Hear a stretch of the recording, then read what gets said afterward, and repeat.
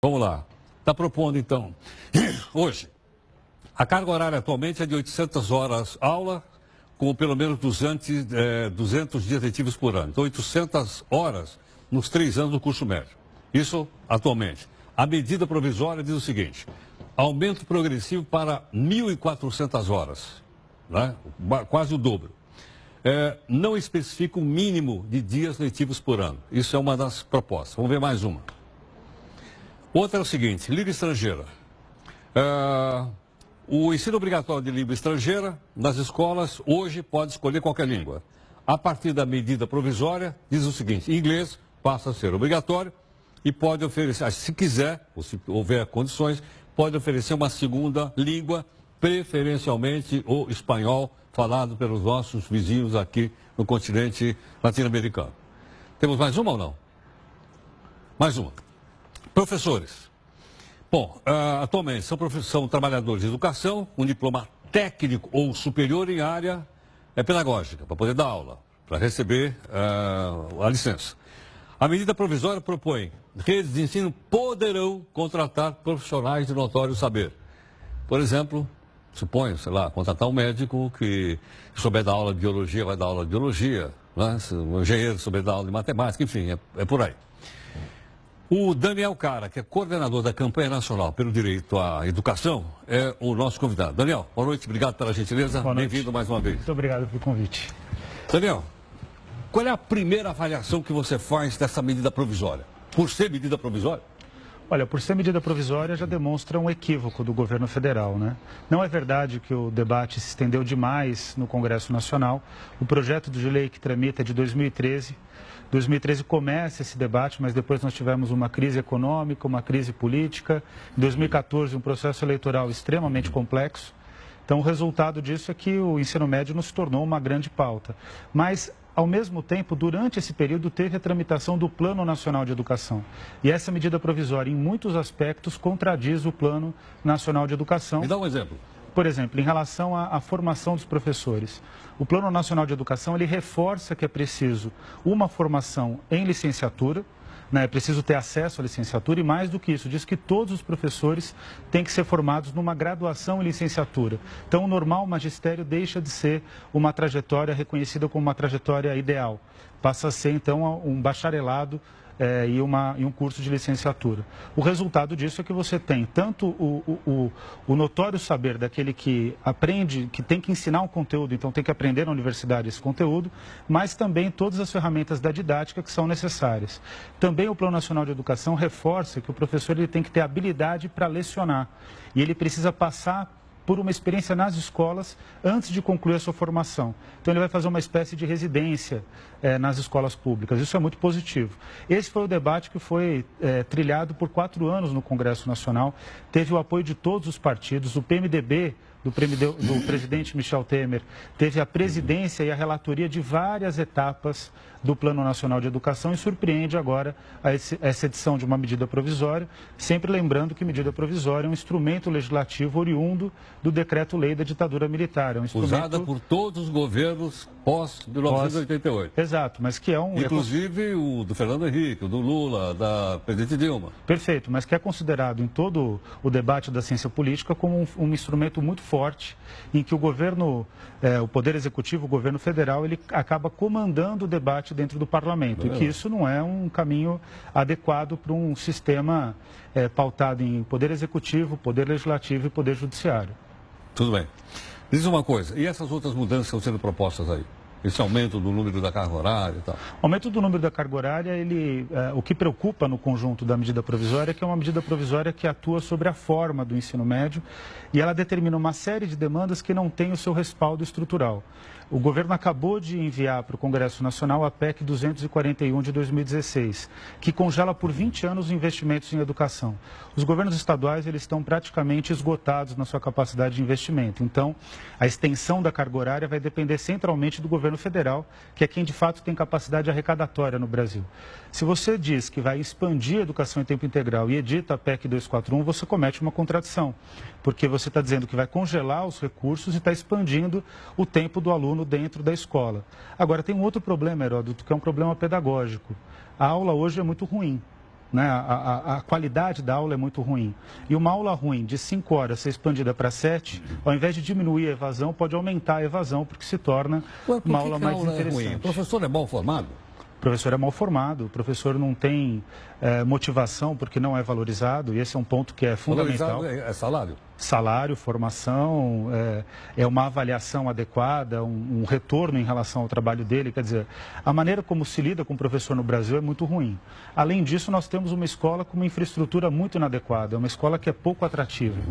E, além de todo esse problema, nós temos uma boa parte do ensino médio com o mal de ter salas superlotadas. Você que foi professor... O que é superlotado? Superlotada é uma sala que passa, por exemplo, na nossa visão em relação à bibliografia internacional, passa de 30 alunos por turma. Agora, qual é o ponto fundamental? É que numa escola de educação básica, você tem uma turma heterogênea. Você tem os alunos que têm mais dificuldades, você tem os alunos que têm menos dificuldade e os alunos que são medianos, que é a maior parte da sala. O bom professor, ele tem que ter a capacidade de dar uma atenção diferenciada para aqueles que têm mais dificuldade, trabalhar bem com os alunos que são medianos e conseguir estimular os alunos com maior facilidade. Essa dinâmica é muito difícil em sala de aula. Eu dei aula para o ensino médio e eu tinha turmas de 50, 55 alunos no período noturno aqui no estado de São Paulo. Eu posso te garantir que, por melhor professor que eu seja, era muito difícil dar aula para uma turma tão extensa. Sim. Bom, essa outra questão de 3 matérias obrigatórias e as demais sendo optativas. Esse é um debate que o problema maior da maneira como foi editada a medida provisória, depois o governo cometeu um recuo, e agora não se sabe se o recuo foi de fato realizado ou não, é que ele tirou 2 disciplinas que são fundamentais, que é a educação física e a educação artística. Qual é o aspecto... Passaria a ser optativo ou não? Passariam a ser optativas. Agora, qual é o aspecto mais grave disso? Que na escola em tempo integral, aquilo que mais atrai o interesse do estudante é exatamente a educação física e a educação artística. Por quê? Porque a dinâmica de uma sala de aula com professor e aluno, todos sentados enfileirados e o professor trabalhando na lousa, ela já não atrai mais a atenção do estudante. O nosso estudo em didática, o estudo mundial sobre didática, comprova que o aluno só aprende se ele quiser. Ele pode querer porque ele quer construir uma trajetória de sucesso, ele pode querer aprender porque ele tem um estímulo familiar ou porque o professor é bom. E o que tem que se estimular é um bom professor com uma boa didática e que consiga atrair o estudante. Nesse sentido, essa reforma não trata de questões estruturais. A minha preocupação é que está se mudando o formato do ensino médio, permitindo que o aluno faça alguns percursos, mas as questões estruturais para fazer com que de fato essa aula seja boa não estão sendo atacadas. E por que não estão sendo atacadas? Porque essas custam mais tempo e levam também mais tempo para darem certo e tem uma demanda de recursos maior. De certa forma, é uma reação àquela divulgação do IBEP? É uma reação um pouco... O ensino médio não está bem? Olha, sendo bem franco, é uma reação muito pautada por um diálogo de alguns secretários estaduais e do governo federal com fundações empresariais que tentam trazer para o Brasil um estilo de formato de ensino médio que dá certo no restante do mundo, mas o resto do mundo tem escolas com boa infraestrutura, professores com boa formação, professores bem remunerados. Eu conheci, por exemplo, a reforma australiana, conheci a reforma finlandesa, tenho tido algum contato com as redes públicas no exterior e o que eu vejo é que primeiro se resolveu questões estruturais para depois se mudar o formato do ensino. Eu acredito que a gente está colocando o carro adiante dos bois. E isso é sempre muito preocupante. Daniel, vamos continuar a conversa por um instantinho? Peço que fique mais um pouco. O Daniel Cara, que é coordenador da campanha nacional pelo direito à educação, gentilmente aqui conosco. Bom, Daniel, o que vai acontecer então daqui para frente? Bom, dia 5 de outubro... Tem a medida provisória. Sim. Vai ser colocada em prática, não vai? Que avaliação você faz? Então, olha, dia 5 de outubro começa o debate parlamentar, eu participo de uma audiência pública para discutir a reforma do ensino médio. A medida provisória, quando ela é publicada, ela já começa a valer. E o Congresso Nacional tem 120 dias em que ele tem que correr para tomar uma decisão. Por isso que é um instrumento tão brutal em termos legislativos, né? A ideia que nós temos é de fazer com que essa medida provisória seja extensamente debatida no Congresso.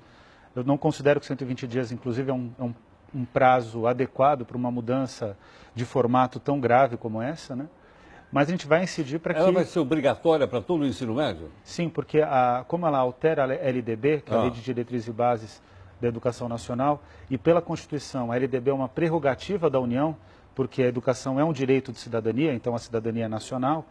Portanto, o que se altera na LDB é automaticamente vinculado a todos os estados. Vale para o país inteiro? Vale para o Vale para o ensino privado também, isso ou não? Vale para o ensino privado também. Ah, também, O ensino privado também tem que respeitar a LDB. O problema é que o ensino privado ele consegue no Supremo Tribunal Federal algumas exceções. Então, ele consegue ter algumas composições curriculares que geram algumas exceções. Agora, esse vai ser um debate extenso também para o ensino privado. Imagino que as associações privadas de escolas vão se manifestar contrariamente à proposta. Né? Ah, é? Eu acredito que sim. Eu acho que eu vou convidar um pessoal para dentro. Seria bom que eles viessem, ou não? É muito interessante. O que vai acontecer, doutor, é que tem um aspecto de desigualdade nesse debate todo. Porque para os alunos mais pobres, como eles têm uma demanda por empregabilidade mais imediata, eles vão acabar optando por um percurso profissionalizante. E o ensino propedêutico, a assunção da cultura geral, vai ficar para aqueles que conseguem não depender tanto de uma empregabilidade precoce. O resultado disso pode ser uma ampliação da desigualdade no país, em que você vai dividir os jovens entre aqueles que vão ser os tomadores de decisão e os líderes e aqueles que vão ser os subordinados. Né? Então, também tem esse aspecto que é preocupante. Eu tive na Assembleia das Nações Unidas, Assembleia Geral das Nações Unidas, e a grande questão da OIT, da Organização Internacional do Trabalho, é contra a empregabilidade precoce dos jovens, que geram emprego... Precoce seria com quantos anos? Precoce, em geral, é nessa faixa a partir dos 16 anos, 16 anos. Que pega um pouco o ensino médio. Mas o problema central qual que é? O estudante que ingressa muito rápido no mercado de trabalho, ele ingressa numa posição de subemprego. Então, a trajetória dele fica prejudicada. Por incrível que pareça, a primeira profissão, ela normalmente marca a trajetória. Como a gente sempre fica sabendo dos casos de exceção, aquele que começou como office boy e se tornou presidente do banco, a gente acha que todo mundo vai ter esse caminho, não funciona assim, né? A média geral é o contrário, né? É o contrário. É o contrário. O cara começa como office boy e não vira presidente do banco. Não, nem presidente da República, né? Sequer vira gerente. Sequer vira gerente. Exato. Então tem esse problema também nessa reforma. Enfim, é uma reforma... Em termos jurídicos, ela é gravosa, ela tem Atrás disso tem um embate ideológico ou não? Existe um embate ideológico, mas eu acredito que ele está menos vinculado à ideia de partidos hoje. Não. Eu estou falando de ideologia, não falei partido. Sim, perfeito. Ele está vinculado a uma ideia de educação, um debate ideológico sobre concepções de educação. Nos Estados Unidos, eu estive na Universidade de Colômbia também essa semana. E na Universidade de Colômbia eles estão fazendo um movimento para o retorno da educação concebida pelo Dewey, que é uma educação pautada numa ampla variedade de assuntos que os alunos teriam contato e um forte incentivo para a apropriação da cultura geral. Então, uma educação que estimula o raciocínio crítico e o contato com as artes, o contato com a prática esportiva.